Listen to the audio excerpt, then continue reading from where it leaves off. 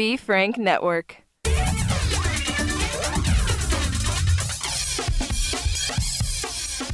I'm a problem, okay?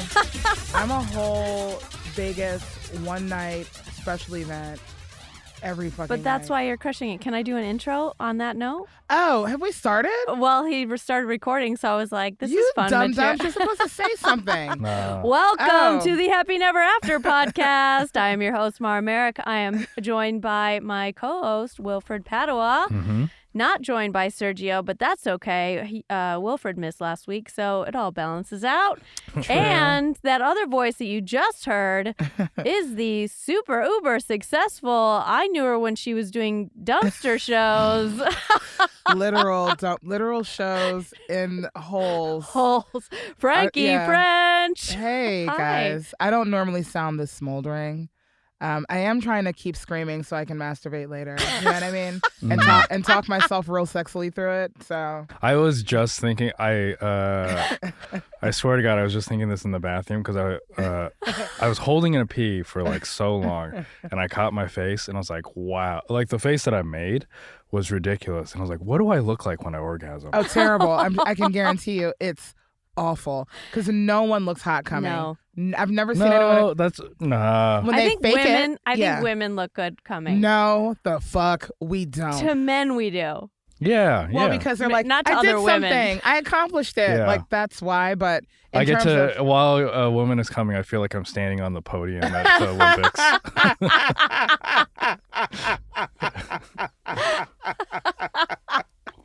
Yeah, Mom. Hey, you got a minute? Yeah. I did it. I made her come. Hilarious. Yeah, they always get so excited.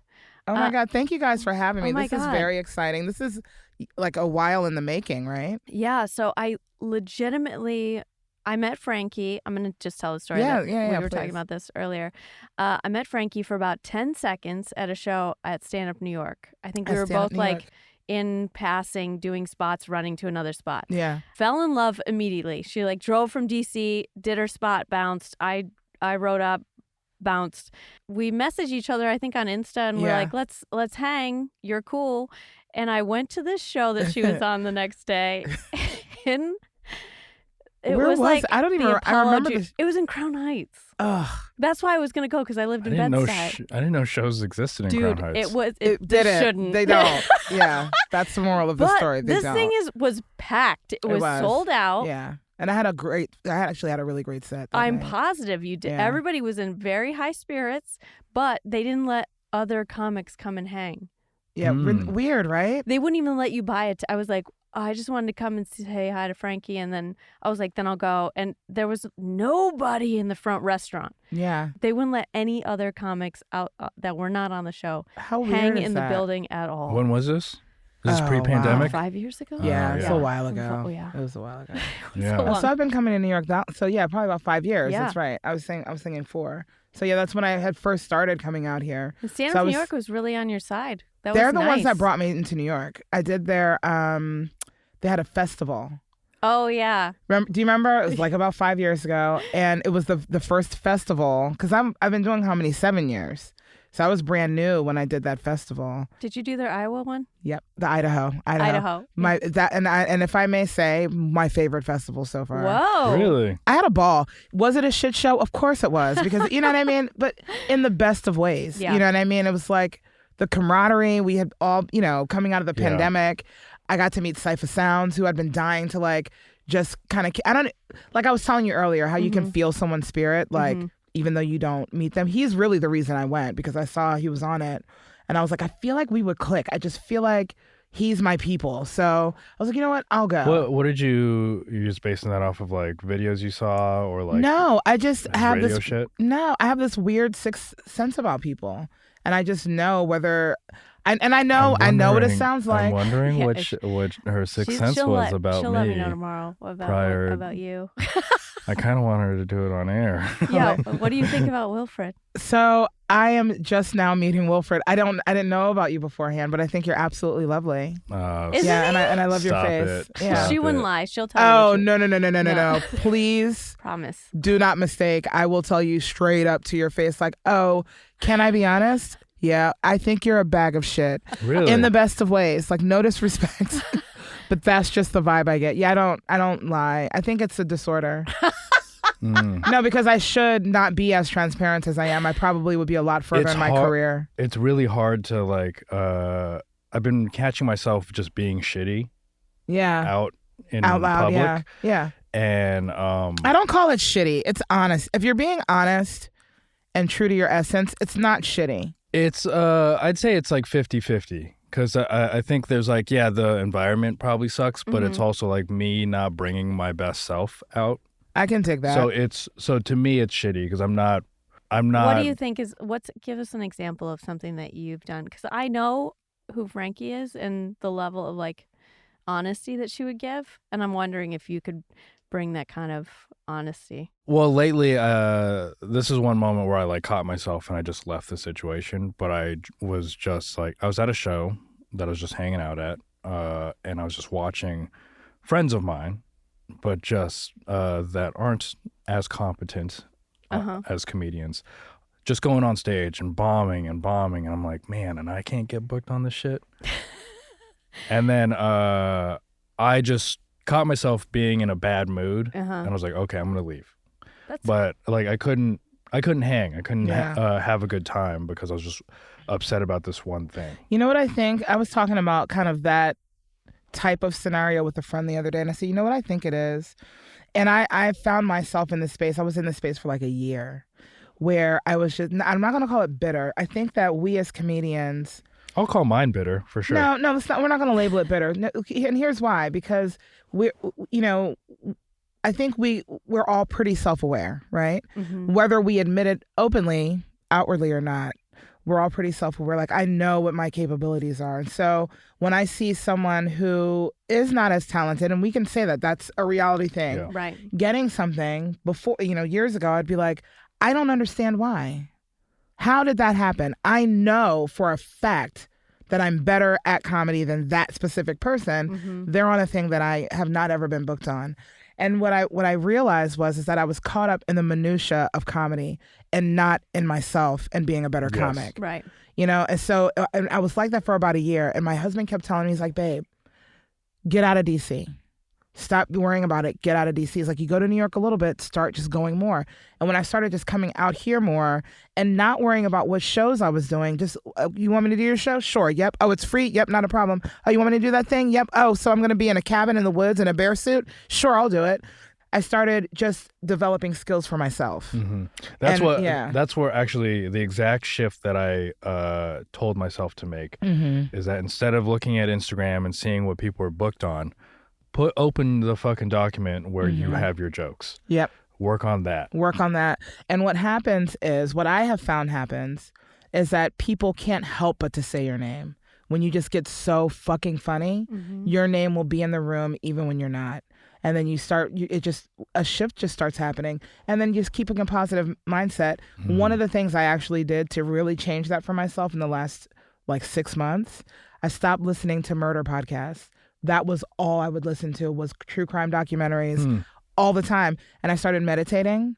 I listen to music now. Wait, hold on. What did the murder podcast have to do with anything? Oh, because it's just negative. It's just a lot of negativity and murder and death, and you know what I mean? And so I found myself driving home paranoid as fuck. Like, oh fuck. Oh shit. Did you hear that? Bitch, it's just you in the car. No, I did. There's nothing to hear. You know what I mean? Like, no one's chasing you. You're chasing yourself. It's so interesting because I think it's because women are much more interested in murder podcasts than, this is not a new thought, right? I'm not that interested. It's called studying, but go ahead. Yes. Yeah, it's like your own self-defense thing. Yeah. No, you know what it is? Because I also operate I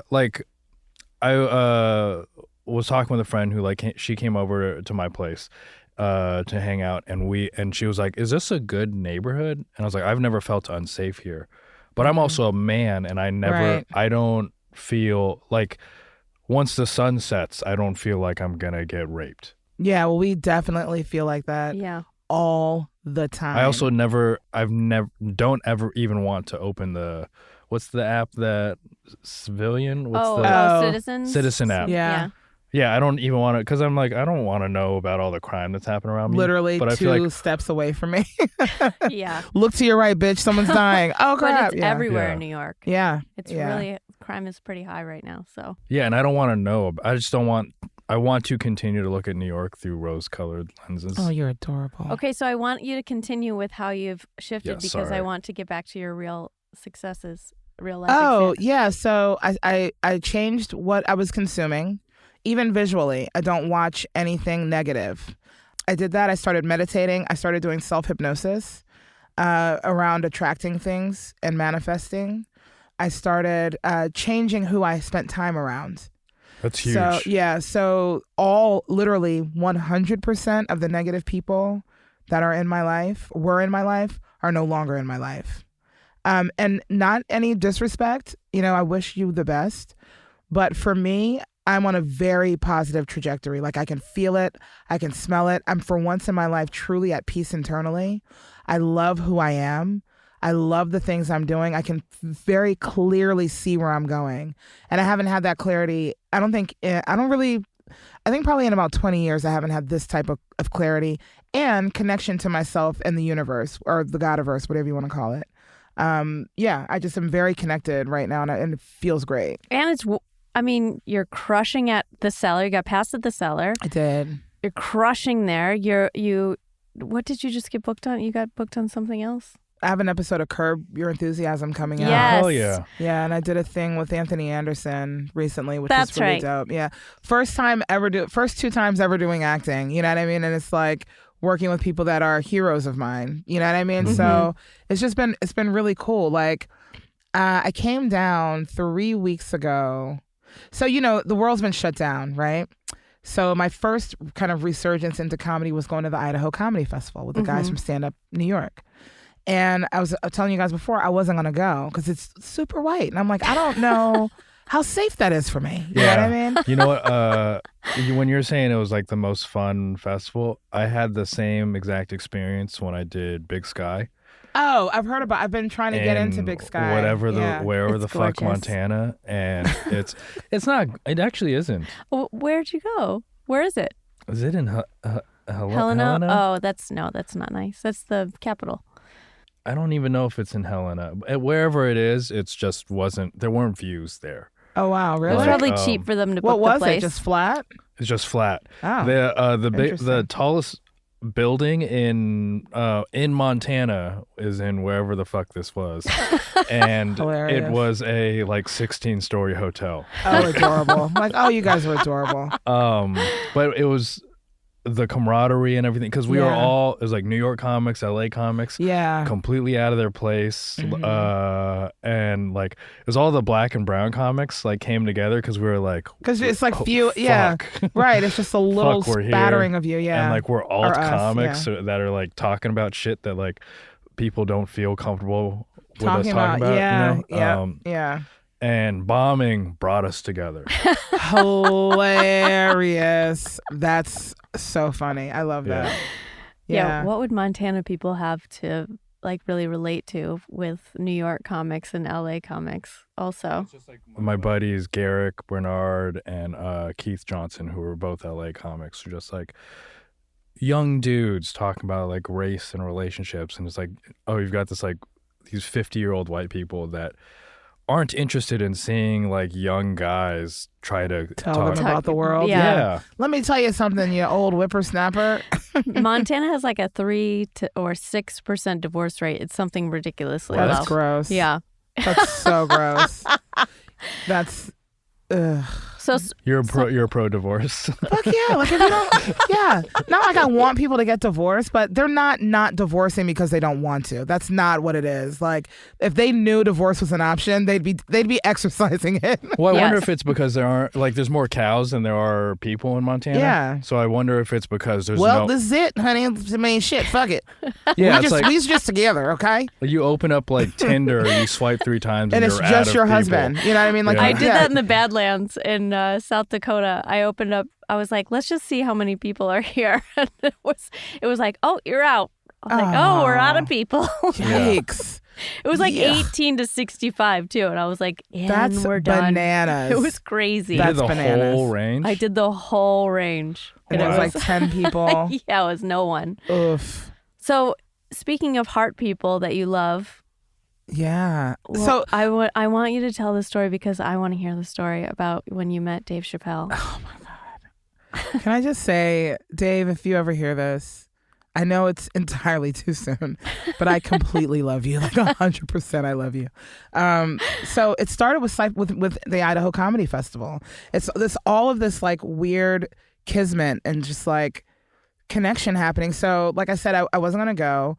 And I was looking through the list of comics they had going, and I was like, oh, Syph is going. I said, you know what? I'm going to go. I feel safe if he's going. And I was like, I feel like if we meet, we would really click. And so I go, and we were never on the same show. So I was like, fuck, you know. Then I did a show, and he happened to be in the audience. And when I came off, he was like, you are so funny. Like, you're really funny. And then we just like kicked it from that moment on, and we were just like two sticks of Twix. And then when we came back, him and Will Sylvans had a show I love in DC. Will is my favorite. He's one of my favorite humans. But they had a show in DC at the Improv like 2 weeks later. So I get a text from Syph. He's like, yo, Frank. It's funny because all my male friends call me Frank. I have very masculine energy, and I get it because I'm a dirty whore. But anyway, and, See, I was getting the Sixth Sense vibe about you. So This dirty whore man. I'm very much a dude. I would have chimed in, but you guys were talking about white people earlier, and I just wanted to duck down. So. No, never. Thank you for I'm letting kidding. us have a moment. You know, Yeah, I appreciate it, but no, you don't got to do that. Jump in there, girl. Yeah. So Syph hits me up. He's like, yo, Frank, we're gonna be in your city. Like, come rock with us. And I was like, well, I had an audition due, and I was like, so I can't come out Thursday and Friday. I'll come to the Saturday shows. And now I haven't met Will yet. So when I get there, I don't know if you guys know how the DC Improv set up, but they have the main room, and the green room's kind of in the back behind the main room. Then they have the lounge. It's right there to the left. Which is where I've had in. one of my top 5 bombs. Of my life. That room is that lounge room, very weird. Yeah. It's very weird. It's very weird. And when I got there, they were using the lounge kind of as a satellite green room. So Will and the other feature, they were sitting in there, right? And so I was kind of directed there. So I walk in. I had never met Will, and I was a little nervous to meet him because Syph wasn't in there. And I'm like, I'm awkward. People don't know that about me. And so Will was like, you exude so much confidence. No, that's just me pretending to be comfortable. I feel like the way that I operate nowadays is like, because I just feel like an easier connection with comics. Mm-hmm. We live a very specific life. We also have so much to talk about because we've been in this for so long that like if I'm going somewhere and I'm gonna like meet a comic for the first time, I don't feel as nervous. But if it's someone that's way senior and you're a little, sometimes I feel intimidated. If it's someone that's very senior. Mm-hmm. Yeah, for sure. It's not even necessarily intimidated. I'm just like, it's almost like, am I supposed to be talking to this person? You know what I mean? Like Dave Attell welcomed me to the cellar one night. And he's like, hey, Franqi, welcome to the family. And I was like, okay, Dave Attell. So nice. And he's literally the sweetest person. The sweetest. But I'm like, what am I going to talk to you about? You already know everything. You know what I mean? Like, what? You don't give a shit about my bullshit conversation. But he does. He's exactly. But he does. So nice. Yeah. When I first got into comedy, I was on a podcast with someone else, and he told me, because he was very senior to me at the time, and I thought that he knew things, and he was like, nice people don't make it. You cannot be nice. And I was like, but I'm kind of just like a nice person. That's weird. Yeah. And so I really thought that I like believed it for years. No, and then I was like, I don't agree with that. I don't know if I agree with that either. But also, I'm not Dave Attell. He made it. I didn't. Okay, but I want to get back to your Chappelle story, but I met Jamie Foxx, and I've told this story before. He's nice, isn't he? I believe he's a sweet angel. I did I bartended his album release. There was nobody allowed in except for like 50 people, him and myself and a bar back in this room. That's it. After everyone left, like he shook everyone's hand, said goodbye to everyone, he came over and he goes, "Hey, the manager told me you were a comic," and he just chopped it up for an hour and a half about comedy. And as I stood there and stared at him, I was like, "What's happening?" Oh, I'm very upset about this. You don't understand. I model my comedy style after the genre a la Chappelle. Like that's who I love, like comedy style. But my career, I want Jamie. I'm a musician too. Well, I mean. Yeah, and that's the career I want. I want to sing, act, and do all the shit. He's incredible. Incredible, and he's so kind, isn't he? So generous. He gave me $1,000 tip. He aged so well. He's like he could get the business with stock options. Okay, maybe a company car. I don't know. I don't care. Yeah, he could get it. I don't care what he has. I will take it. Yeah, you know what I mean. Sir. Can I have some more, please, sir? Can I have some more? I was really thankful for my boss. I was That's like, so dope. It was incredible. That's really, really dope. Yeah, what a good guy. I was like, for him, and I was like, that's when I switched, and I was like, maybe being nice is the key. But look at Will Smith. Kindest, sweetest human. I've never had the pleasure of meeting him, but he's every single person I know that's been in his orbit says that he is the kindest, just sweetest, most spiritual person. And all of the people that I've ever had the desire to work with, those are the only reports I've ever heard about them. Yeah. Denzel Washington also. Denzel, super nice. Another good guy. Yeah. Do you think that there's something with like they get there and then they figure it out? Or like, because there's a difference between like making it and like being on the rise. I don't know. I guess we'd have to do some research. Yeah. I think once you're comfortable enough to be your authentic self, and if your authentic self is a kind and generous and ambitious person, that's the person that's going to be successful. Yeah. I mean, personally, I think that like you have to be good to the people around you because everyone's going to remember. True. And when you make it to if you do make it and everyone hates you, that's not going to last. No, it's not. But here's the thing also too.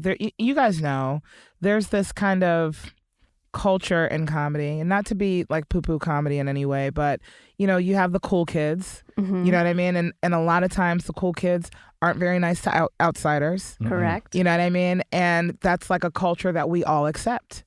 Unfortunately for me, I'm a person that does not accept that. And so I've been in many a situation where I'm like, oh, okay, you're literally saying this out loud. Oh, you're trying to humiliate me right now. Oh, my bad. Okay, well, fuck you. Yeah. Okay. And all of you for being pussies and jumping on this bullshit bandwagon. Yeah. And so I've lost out on opportunities, and I put quotes around it. You guys can't see it, but I'm air quoting it. I put quotes around it because in all actuality, I don't want to work with you. I don't care who you are. I've also given up the same thing. I feel like we are very kindred spirits in that, where I'm just like, you'll book me if I fuck you? Right, deuces. That. Yeah. And I'm going to tell everybody. Right, like that. Because you put this in print, buddy.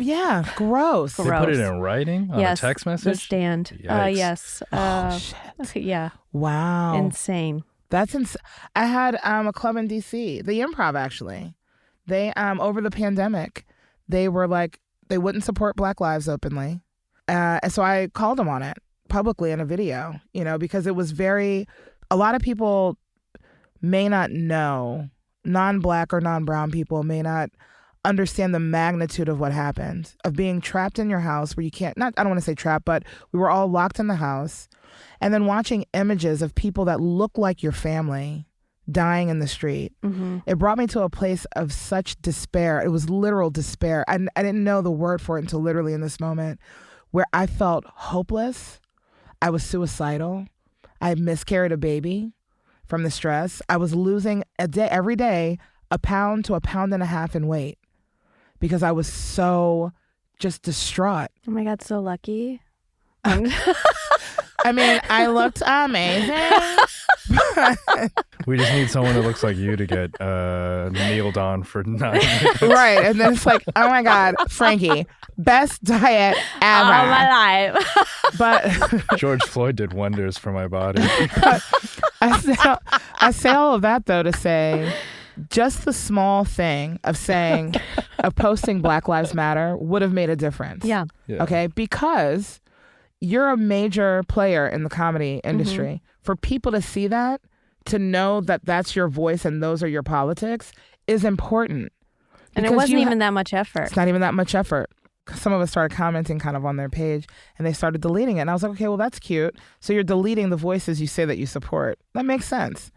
Comics started shying away from me in the pan. Like they wouldn't like call me or like my stuff. And they're like, you know, you can't talk like that. I said, no, see, here's what you don't understand. This is who I am, okay? I'm going to be who I am. I can't be anything else. I don't even have the capacity for it. So that when I get to where I'm going, because I'm going to get there on sheer talent, not because I licked the right balls or because I ate the right cooch. And hard work. And hard work. Right, Not and hard just work. talent, Absolutely. but hard work. But hard work works when talent, doesn't. So absolutely hard work for sure, but it takes the talent. Now, you can have, there's a lot of people that have had the work ethic, gotten there, and their talent is meh. I want to have the work ethic, and That's then when me. I get there, my talent is like, holy shit. You know what I mean? I want all That's of what those separates. things. There's like that top level, and then there's like the top. Yeah, and that's what I want. I want to be, my friend asked me, what do you want, Franqi? I said, every fucking thing. I want all the shit. I want the shit that I don't even know is out there. I want that too. And so that's how hard I work. I work that hard for that. And if you don't want to work that hard, that's fine. But be okay with what you get. You know what I mean? You can't say, well, I don't know why you're not working hard for that. You're not working to get that. Mm-hmm. But anyway, my point is that I speak my mind and I am who I am and the way that I am because I don't want to lose myself in the travel to where I'm going. And when I get there, if you decide to work with me, you know what you're getting. Like, I feel like Kevin Hart struggled a lot in that way. He's super successful, absolutely, but he toed the line a lot. You know what I mean? He walked in the middle and he never really kind of picked sides on things. Mm-hmm. And now, he's had these intermittent troubles. No one really came to his defense, really, because it's like, dude, fuck you. You don't stand up for anything. And now he's trying to kind of like speak out, and I don't really care. Too late. Yeah, kind of too late. You know what I mean? Like, you're kind of that middle of the road dude. And are you talented? Of course. But you can't now try to be the voice of a people when that's not who you've been. You know what I mean? Yeah. I want to get back to the Chappelle story because we've gone so far. And also, I was just gonna say, like, we've known Chappelle this whole time. Yeah. Like, he's been very obvious about where he stands on everything in terms of, like, to go back to Killing Him Softly. Yeah. We knew who that guy was. Yep. And so let's go back to this Chappelle story. Okay, so I'm walking into the lounge. Will's in there, and Will says to me, he's like, Franqi, I want to close the show strong. Will you close out? Sife's been bragging about you and won't shut the fuck up about it since he met you. And I was like, yes, absolutely. So I close out murder, right? Tony Woods comes to the second show. I have goosebumps. I'm like, that's so This isn't cool even the of good part. Will. This isn't even the good part. Okay. It's not even the good part yet. The second show, I was going to close out, but Tony Woods comes out. So, Okay. Of course, Tony's going to close it out. We just have a ball, right? So that's that. So the next week, like a week and a half later, my plans are to come back to New York for the weekend of Juneteenth for the Black Women in Comedy Festival. So Will and Cypher like, bet, well, clearly we need to hang out, duh. And I'm like, okay, cool. So I'm here. On Thursday, I get a text from my manager, oh my God, Franqi, can you audition at the Cellar on Saturday? And I was like, yes. On Saturday? On Saturday, fucking Juneteenth, bitch. And I'm like, do I want to go audition and pass at the Cellar on Juneteenth? Of course I do, whore. Like, yes, let's make it happen. So that happens. So the next day, Friday, I get a text from my manager. Oh, damn, Franqi, I'm so sorry.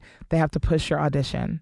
Chappelle's in town. He invited Esty to Radio City where they're premiering his documentary. So she's not going to be there to do your audition. So they're going to have you come back the next week. And I was like, oh, man. I was like, fucking Chappelle.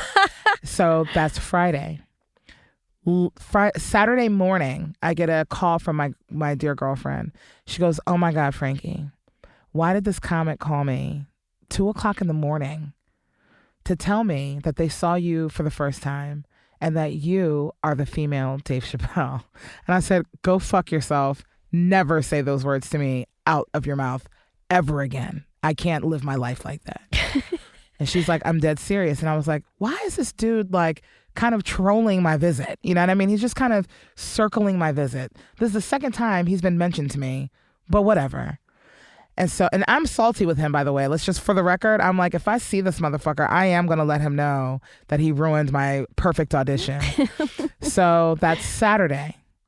Saturday night, we have a show with the Black Women in Comedy Festival. It's amazing. And we were going to go down to the cellar to hang out. And I leave, my girlfriend says, hey, just leave your car down here in this iron district in Brooklyn with no buildings and just broken windows, and I'll bring you back tomorrow. In all the life I've lived, I've never left my car anywhere. Didn't want to leave it then, but I was like, okay, not something I would ever do. But my intuition said, leave it. So I leave it. The next morning, mind you, I was supposed to go do a show in Connecticut with Candy, Claire. Oh, yeah. And in all the years I've been working with Candy, she has never canceled a show. I wake up Sunday morning, show's canceled. I'm like, okay. And I was supposed to, the show was at 5. It was a private thing. I was going to drive up, do the show, drive back for the finale show at the Stand, actually, that night. So I wake up in the morning. I'm like, okay, I see my text. I'm like, oh, okay, well, this show's canceled. So I text my girlfriend, Onika, who was taking me to my car. And I was like, hey, what are you about to do? Let me just ride with you, and then we'll get my car later because I don't have any plans anymore. She goes, you're not going to Franqi French my day. Because usually when I meet up with my friends, I kidnap them for hours, okay, on these intuitive fucking journeys. It's really weird. She goes, and I said, I'm not. I'm just going to ride with you. And then you're going to take me to my car. We get downtown. The store she wants to go to is closed. Okay, so she's like, well, let's just go grab food. I'm like, okay, fine. She's pointing at a place. I'm like, I said, let's just walk. Now, mind you, I'm in ratty jeans, flip-flops, no bra, a cutoff shirt that's like all the way down here, side boob, armpit hair hanging out, just looking hot. Braids are like in the sloppy, moppy. It feels like you look like you're fitting in Brooklyn, though. Like that's 100%. But I was in Manhattan.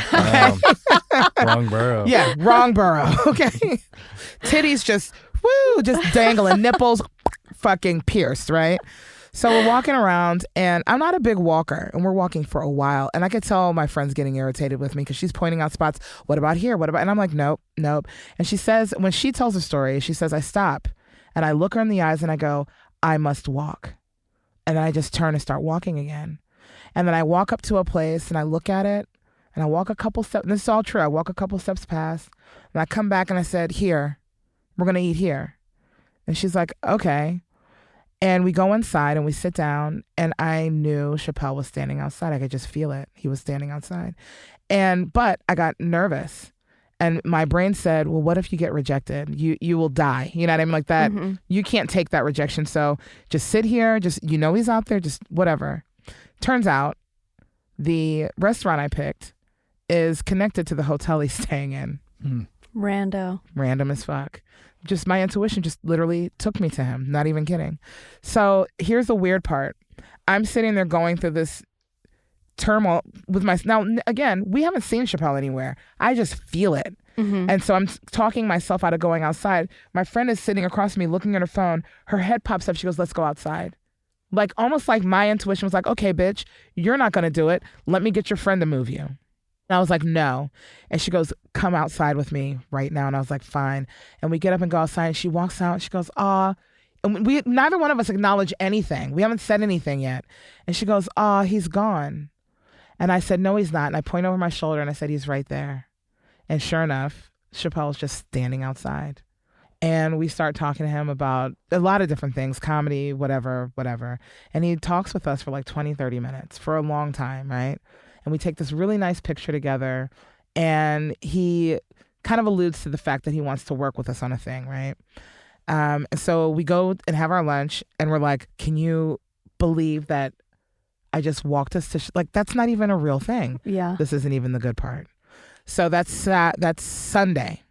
We have the show Sunday night, goes amazing. Monday, I have a podcast that I do, and Lululemon sponsors it. So we have never met in person. So they wanted to meet. This is actually all their gear. I was going to say, I feel like you have Lulu on right now. It's all Lulu, yeah. So they meet up with us. They take us shopping. What an interesting contrast in my mind. Like, because Lululemon in my mind is branded for white women. 100%. You aren't. I am 0%. I'm the antithesis of dumb white bitch. Like, I'm the actual opposite of that shit. Yes. I feel like you're the... it's like you're their Black Lives Matter post. No, I'm actually working. So the projects that I work on is to bring social awareness to different things. And, well, I don't even know if I can tell you offline, but I'm working on a thing with them to help them to be better. Yeah. Okay. So yeah, I am kind of their Black Lives Matter poster a little Yeah. bit. But you know what? I feel like I will do that. The people I work with are dope. They're genuine and they want to be better. Here's the and thing. Well, like listen, in terms go of ahead. like, people are always like, oh yeah, like it sucks to be tokenized or whatever, but you kind of got to Well, start. I don't feel tokenized though. But I think that like, because I've been in situations where I've not that I've felt tokenized, but more that like it could be construed as that. Yeah, I don't care. How And do I'm you like- think you got on this podcast? Yeah. Hilarious. Bitch, I am dead. That's hilarious. But you have to start somewhere. Yeah. Someone has to start the conversation somewhere. So even if it is like, I don't know the situation, but even if it is like you're the only Black person that well, Lululemon I'm is not working with. Yeah, no, I'm But- not by a long shot. But even if Yeah. that was the situation, I'm like, so what? Well, let's start somewhere.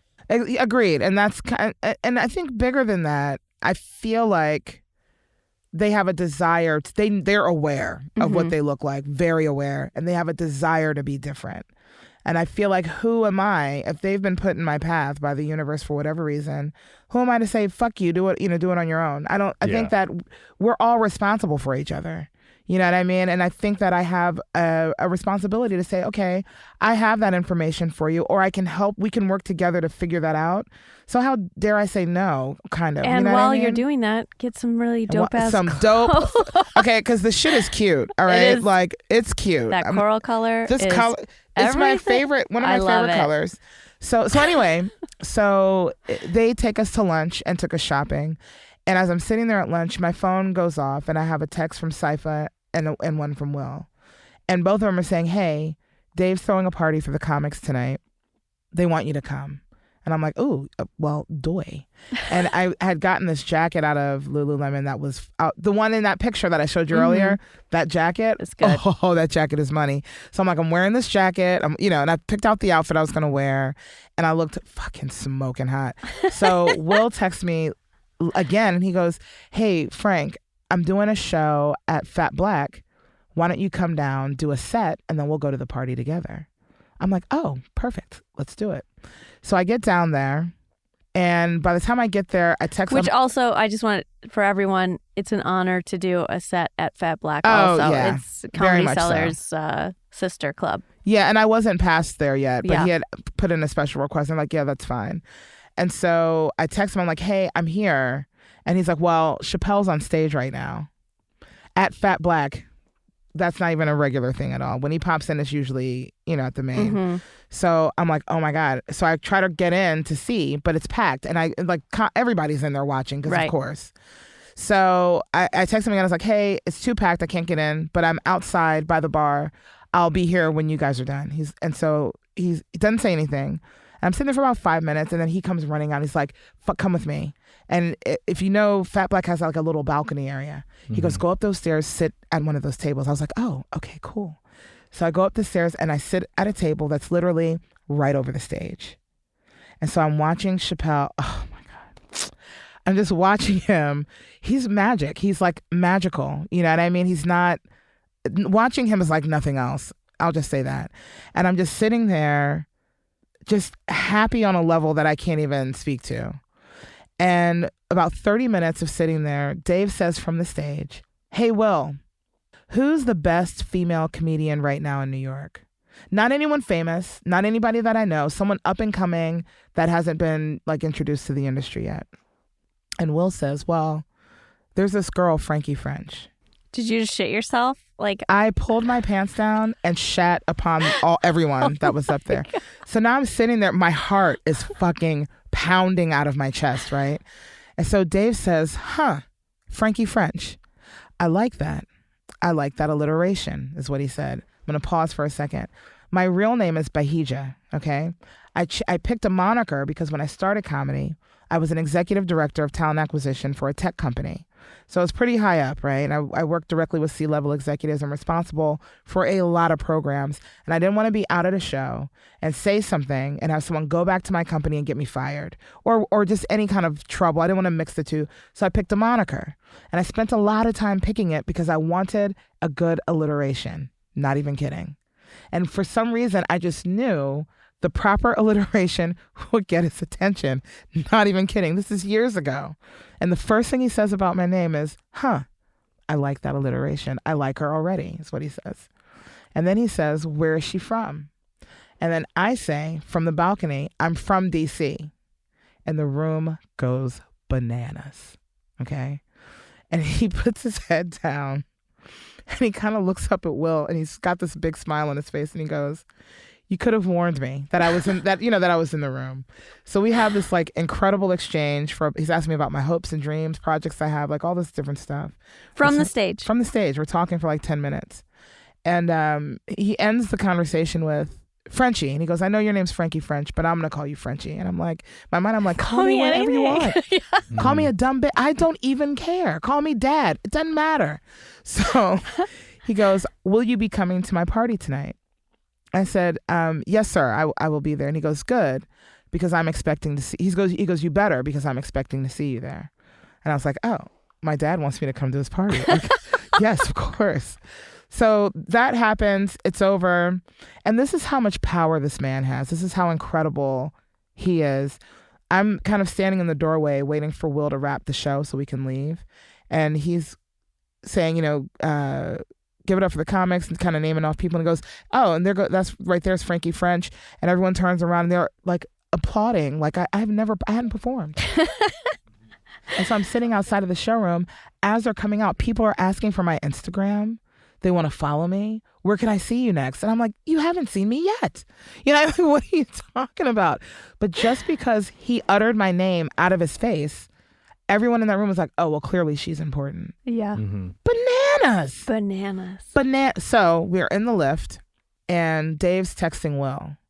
And he says to Will, how long before you guys get here? I'm not starting the party until the two of you are here. So we get there. Sure enough, he's on stage with the lights off. And he sees us come in. He turns the lights on and he ushers us on stage. And we go on stage and he daps up Syph. He daps up Will. And then I kind of walk from behind them, a little nervous. I'm like, I don't even think I'm supposed to really be up here. Yeah. I'm pretty sure I'm not supposed to be up here. And he sees me and his head drops and he just smiles. And he hugs me and he says in my ear, a lot of major people are vouching for you with me right now. I'm so proud of you. Good job. Keep it up and be patient. We're going to work. And I never need anything else to happen in my career. Wow. Great. And that's just, and here's the thing. It's not even about career opportunity. I told my husband when I started comedy, the only person I want to work with is Chappelle. He's really the only, and it's not even because of his talent. It's not because of where he could take me. It's because of his integrity. And I mean that more than I can possibly say. Nobody walks away from $50 million. No one does that. I would do that in a New York fucking minute if it was to sacrifice my morals or my integrity to get it. No, thank you. I could never look my daughter in the face if I did that ever. And I love her beautiful face.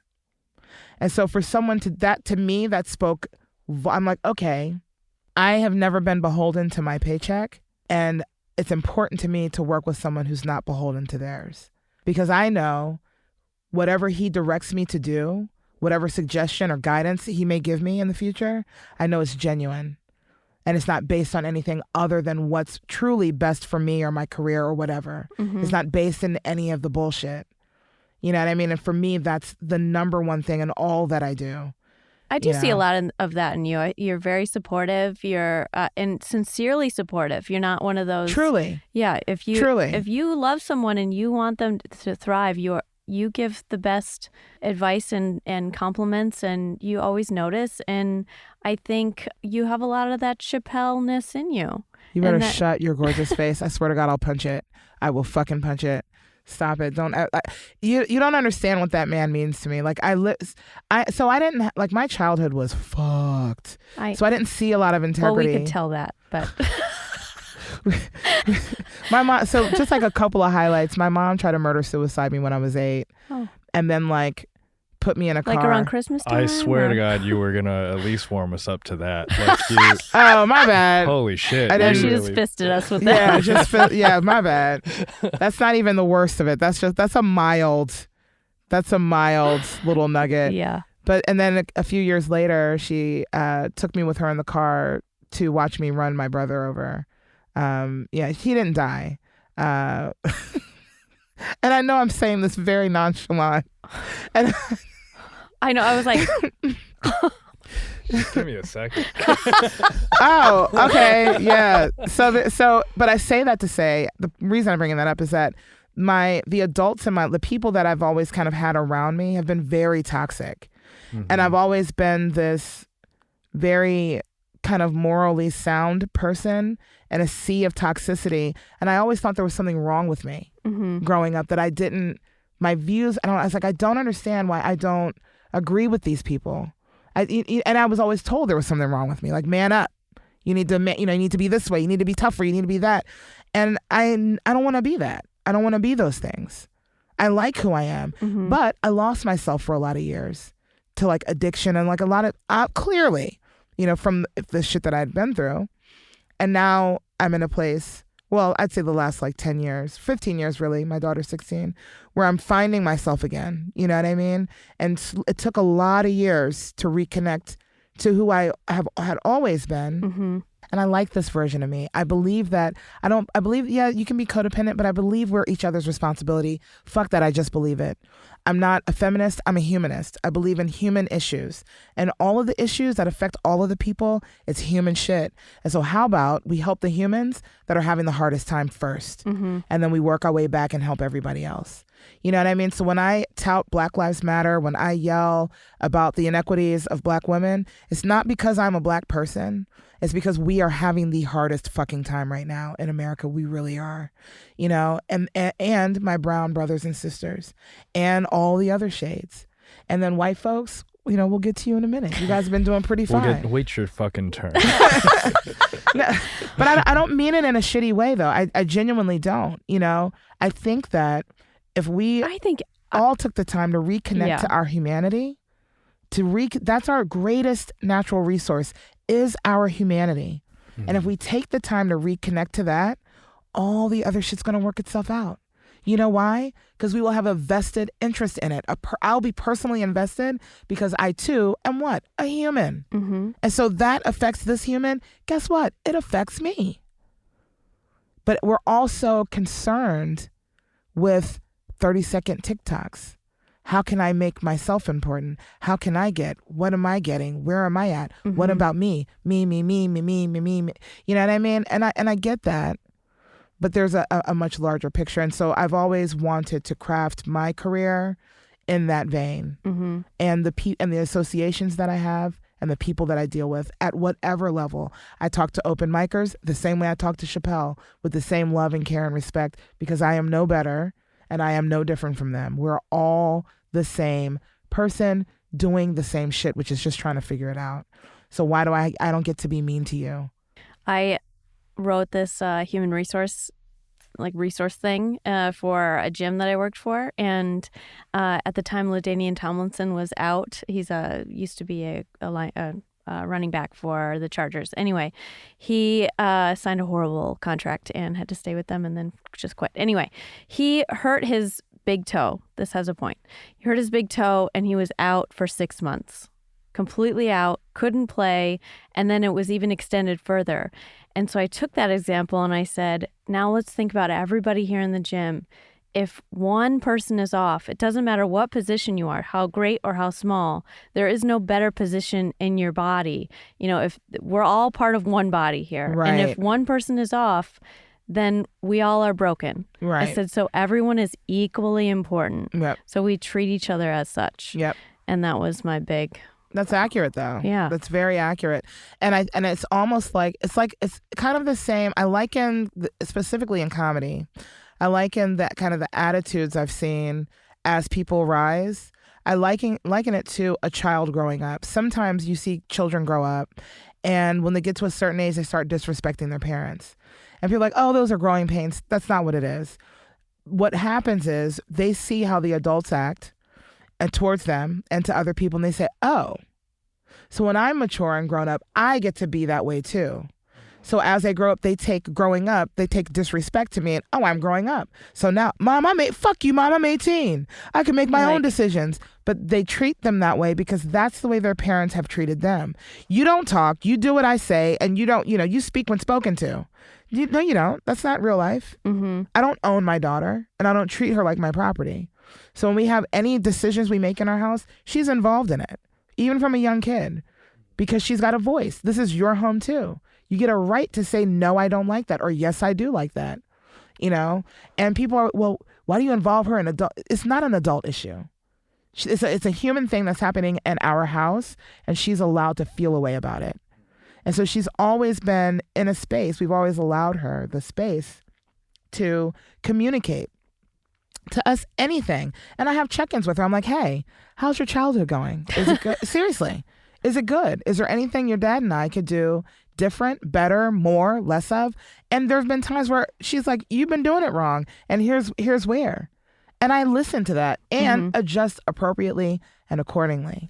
I'm very curious to see how, because that's a very new way of raising a child. For sure. Like, and I feel like that's becoming more popular, that method. And I'm very curious to see what these kids look like when they become adults. Mm-hmm. Whether that's a positive or negative thing, I have no idea. We were all raised, I'm assuming that we were all raised with like probably a stern father. I couldn't if say that or do person was anything. even there. Yeah. Like my parents were very distant, and therefore I became this person that I am, and I kind of like fit in with my generation. I'm wondering what the next generation is going to look like. Well, I'll tell you a quick story. I'll tell you a quick story. My daughter is 16 now. And when they were 13, they're always also openly gay. That's important to the story. Mm-hmm. So 13 years old, summer from 7th to 8th grade. And it's a Wednesday. The next day is Thursday. It's the last day of school. And she tells me, she's like, I like this girl. We've been friends all school year. Tomorrow's the last day, so I'm going to tell her to her face that I like her and see where it goes. First of all, impressive. When I was 13, I would have never told anyone to their face, you're a lunatic. And I'm like, okay, cool. I said, do all the stuff and the things. Let me know how it goes. I come home that Thursday from work. She is devastated in her room, just a ball of tears. I don't want to talk about it. I can't talk about it. I'm like, okay, well, I'm in my room. If you do want to talk, she comes in my room a couple hours later. Can you get chocolate ice cream and can we talk? I'm like, of course I can. I will get all the ice cream. And I don't ask her any questions. And we're just eating the ice cream. And slowly they start opening up. I told her that I liked her. I'm like, what happened? She called me a freak in front of everyone loudly and like said I was disgusting and just kind of left her standing there in front of everyone, just thoroughly embarrassed. And I was like, well, I'm very sorry. I said, and this is how I talk to them also. I said, would you like my opinion or advice, or do you want me to just listen? Which I think is important because oftentimes we impose, you don't know what someone wants or needs. And she's like, no, tell me what you think. I said, well, people that have that kind of a visceral reaction to something so sweet, it's usually because they're questioning something about themselves and they're uncomfortable internally. But they haven't had the strength that you've had to come to terms with whatever that means. So you have to give them space. At the same time, someone who's callous enough to be that disrespectful and careless with your feelings, probably not someone you want in your life, right? And so that was a conversation we go on about our business. The next day, her best friend calls her up to do their yearly summer weekend extravaganza with the water park and the whole thing. So the next day she leaves and goes off with her friend. When she's with her best friend, I don't hear from her, right? So Saturday, like afternoon, I see her calling and I'm like, what's the matter? What happened? Nothing. Calm down. I just needed to tell you something. Remember the girl that I said that I liked? I said, yeah. She goes, well, she just texted me and apologized and asked if we could hang out. I said, huh? I said, well, what are you going to do? I don't know yet. I just want to let you know. Talk to you later. Click. Saturday. Sunday night. I just want to say, what a beautiful relationship you have with your daughter already. Oh, yeah. It's dope. Because this is shit that I'm 34 years old.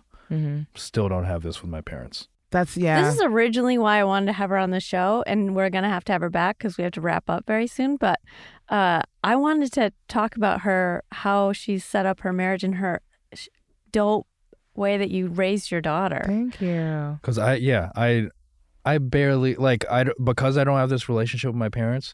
It's hard for me to have this relationship with anyone in my life. Will you adopt Wilfred? Oh my God, 100%. I will be your black mom, please. Oh my God, I would love it. Yes, I will be your black mom. I would love that. Yes, 100%. I'm Wilfred's mom now, everybody. Yeah. If you fuck with Wilfred, you got to fuck with Mama Bear. You don't want it. Okay, you do not want it. You're the first person that's ever been in my corner. Yeah, I mean it. I will box whores. I will box you whores. That goes for male whores as well. Just please know, whore does not mean woman. And I'm offended because Sergio and I love you. Yeah, but Mara, your auntie, you two would be terrible parents to me. Mara's like, go ahead, get your ass kicked. And then that cackle that she's doing right now, she'll do that from while the ass kicking's happening, 25 yards away. Hilarious. Oh no, who else is gonna video it? You know. I will be in the fray with you, Wilfred. You do not worry. I will be right there next to you with my switchblade. Yeah. So Monday she comes home Sunday night, and I don't ask. She doesn't say anything. I'm like, okay. So Monday comes around. I said, hey. I said, did you ever respond to that text? She goes, oh yeah, I did. I said, do you want to share it with me? And she goes, yeah. I thought about it for a couple of days, and I thanked her for apologizing. Told her I appreciate it, and then I let her know that I didn't think that she was someone that I should be spending my time with. 13 years old. Do you know at 13, a motherfucker could have spat in my face. If I had a crush, I'd be like, well, maybe they were just drooling accidentally and it flew into my face because they just said they want to hang out. I didn't have that emotional maturity to know that's not it. Your mom was murder-suiciding you multiple There's times. Also that. And you didn't have anyone that loved you, so you're just seeking for any sort of attention. Any kind of attention. Yes. Any kind of attention. But she had the emotional intelligence to take the time, process it, and then respond kindly. But just, you know what? Thank you. I appreciate you. The apology, I accept it. Gracious. But I'm okay on anything more. I'm okay on that. And had I learned that, I would have not had to fully delete a lot of people during this pandemic. Yeah, and me and my daughter, we do a podcast together called By the Way They're Gay. Because I'm an openly bi woman. I'm married to a man, but we have an ethically open relationship. So he's got girlfriends. I have boyfriends and girlfriends. Ow, what? So yes, and I explained I'm like talking to my daughter about it one day. And she goes, wait a minute. So you and Daddy are getting a girlfriend? I said, I'm just letting you know that may happen. We've been kind of talking about it. So we may get a girlfriend that we both date and kind of have a throuple situation. God, we need to have you back. I know. This was not, we should have started about this. Sorry, my bad. Didn't I not say that I want this? You did. Before you got here, I was like, she goes, okay, so what is this about? And I was like, this is actually what I want to talk about. And I'll just wrap with this real quick story. Okay, and then we'll have you back. So I tell her that, we might get a girlfriend, and she's quiet for a second. She goes, that's cool, no shade, but if that bitch is over here and I have a bad dream and I need to get in bed with you guys, she better move over. Literally was her response. And I was like, up top, okay, cool. That's what's up. Nice main concern. Main concern is like, will she scoot over? Because I'm going to need to snuggle my mom. You better get a skinny bitch. Yeah. Well, everyone, I'm the chubber. Yeah, I'm the chunky one. Everyone, my husband's tiny. My daughter's tiny. And whoever we date would probably be a smaller person as well. So yeah, I'm like, and she goes, and I get to be in the middle of you and Daddy, not her. And I'm like, okay, fine. Glad we established this ground rule. But how cute is that? It wasn't like, oh my God, you guys are gonna, you know what I mean? It's like, okay, but it's cool. because you've raised her so well. Normal to her isn't the mom, dad, daughter only. Right. Mom, dad, daughter, straight parents. Right. The idea of normal that you've created is something that she can adjust to. Right. Is that everything is normal? That everything is normal? Whatever we are is normal. Exactly. Yeah. And that's important. It is very, very important because I want her. Or they, and I've screwed up this entire podcast saying she the entire time. I apologize, Boots, if you hear this. They or he or him. So I'm just gonna say he. It's easier.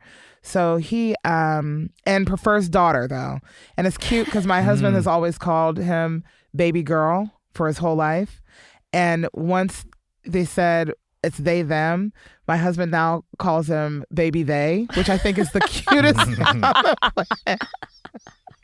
It's so cute. It's very cute. But yeah, I wanted them to always feel like and know that they are normal. So you say they, them, he, him now. If that changes, that's okay too. You're gay now. And if that changes, that's okay. If you realize you're trans, that's okay. If you realize that you're no longer trans, that's, you know what I mean? It's all okay. Mm-hmm. And you don't owe your truth to anybody. Your truth is whatever it is. And the people that love you, your mother and your father, we're always, always, always going to love you, accept you, and do our best to be respectful and responsible and careful with who you are. You know what I mean? So all that other shit, we got your back. I will fuck somebody up for mine and feel very good about myself. Mm-hmm. You know what I mean? So they know when they step out of that door, they're protected all the time. I have their back 100%. You know? What a different life we would have all had we what had a different that fucking bubble, life, man. you know? That little loving bubble. A little love bubble. It's a love bubble. It's a straight up love bubble. And I think that's why we all give it to each one of our friends that we love Absolutely. so much. And we're like, now you're in it. I have a different way of showing it than you do. Yours actually feels like love. Mine comes off as roasting. And oh, no, bitch. Don't. Hold on a second. Wait a motherfucking minute. Look, how many times have I called you a whore since I've been here? A lot, quite a bit. Yeah, and quite a bit. I've laughed and loved it. I feel like I'm just like 15, 20 minutes away from her calling me a bitch. I know. Oh, you're a dirty skank slut bucket. Like, don't. Thank you. Don't get it confused. Thank you. Yeah. Now we all feel better. Yeah. We do have to wrap this Yeah, up. yeah. This was fun. Okay, can you repeat your podcast again? Yeah, it's By the Way They're Gay. We've been on hiatus, but we'll be coming back. If you follow, and by is spelled B-I to represent me, and there is spelled T-H-I-E-R. Yeah, that's right. Because Bootsy owns... Is it E-I-R? E-I-R, whatever. You know what I meant. Stop being... Okay, literary, please. You know what I meant. But people are like, it's supposed to be T-H-E-Y. And I'm like, no, I get that. But on the podcast... Bootsy's the only fully gay one, so they own the gayness is really kind of the... Thank you for getting it. Yes. So that was the purpose of that. And then we also have Nonprofits, which is a social justice kind of podcast. Also, that might be marketing genius because in LA, there's the Standard Hotel, and they turn their signs upside down and like all different directions just to get attention. So if you have like a little quirk, it's just a little weird little quirk, a little more thing. Attention. And you guys can follow me anywhere, Franqi French, Franqi. Yeah, QI, everyone. And then where can we find you, Wilfred? At Wilfred Padua, and my podcast, Raw Beef Podcast. You said raw beef? Yeah. You are a fucking skank. Seriously, know that about yourself. I wanted something a little bit more elegant, but Sean Patton doesn't know elegance at all. So. And I love Sean.